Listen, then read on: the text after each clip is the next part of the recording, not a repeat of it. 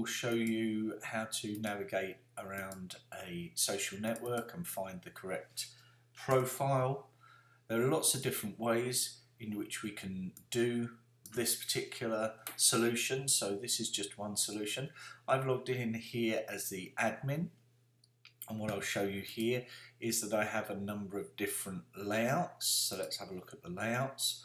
And the layouts include a private layout for the user's details and a public layout for the user's details, as well as a user list here and a home page. So let's have a look at each one of those in turn. So if we edit our layout, let's have a look, and we'll start with the home layout.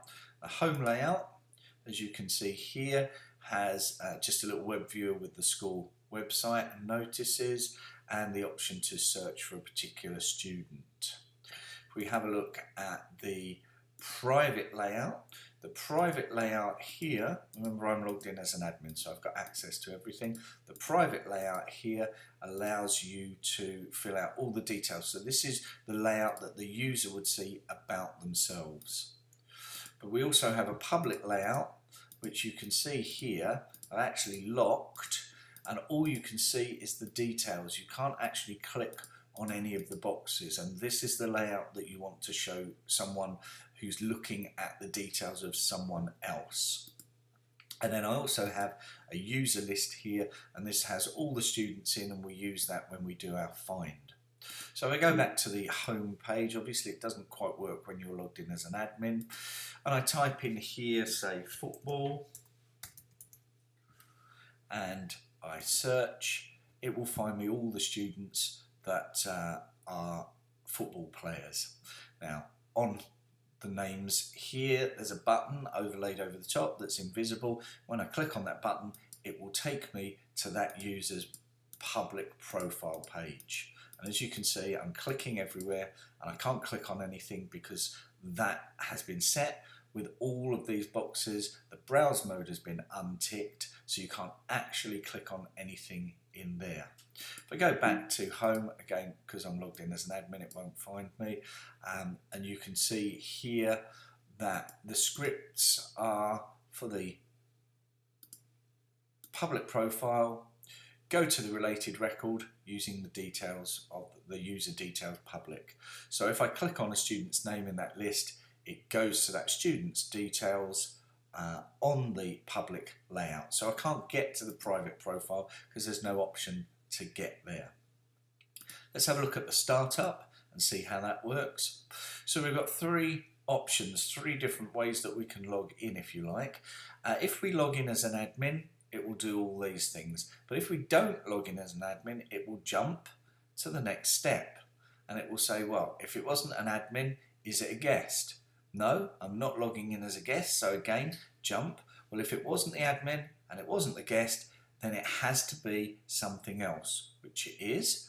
And what it does is it installs a menu, turns off some menus, and then here's the important part, it finds out who's logged in. And to find out who's logged in, we have a simple script step, $account as the name of the variable, and get account name in brackets, as the value. To get to that, if you just type get and the bracket, it will come up anyway. So now the computer knows who's logged in, and it's stored the account name of the person that's logged in. We go to the home page, and now we perform a find. And this is the find that finds who's logged in. So it says find anyone whose account name matches $account, whose name matches the variable that we've set up, and that's where the computer has stored who's logged in. So go and have a look for who's logged in. So that should all work. So let's log out of our app and log back in as a user.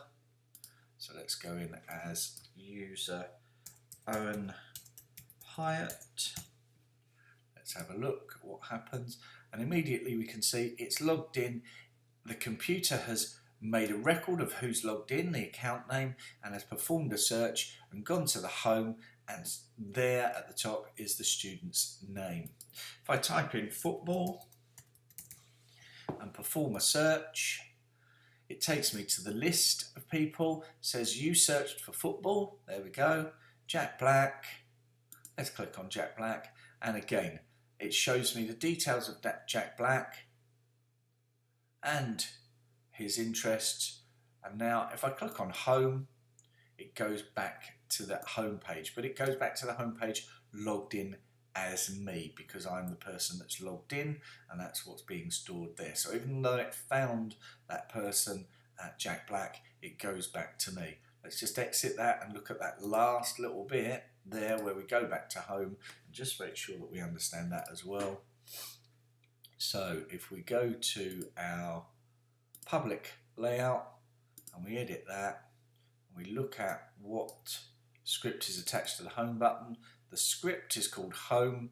So let's have a look at the script. Where is the script? There it is, home. It says go to layout, set variable user, $user, as get account name. That could be $account if we wanted to. Get the account name, and again we do that same search. We search for that particular user that's logged in at the moment, so that we know that we're on their record.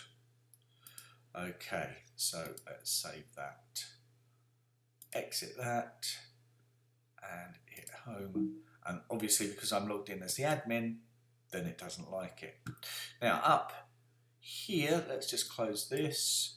Let's do one last thing, open that again. We'll go in as Owen Hyatt. And you'll notice that Owen has an option here with this little settings button. If I click on that, that takes me to Owen's private details.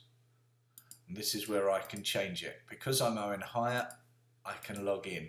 Now there's no way of me getting to anybody else's layout. There's no options to navigate to that. I can't show any menus anywhere. So I can only see my layout and then get back to that layout there. So it takes me to a layout that I can only access from my own login and change there. And if I exit it, if I go to somebody else's layout, I don't get the same layout. Now, that's one way of solving it, by having two layouts, a private layout and a public layout. It's not the only way of doing it, of course. There are lots of different ways of solving this problem. That's the way that I've solved it with this version of the software.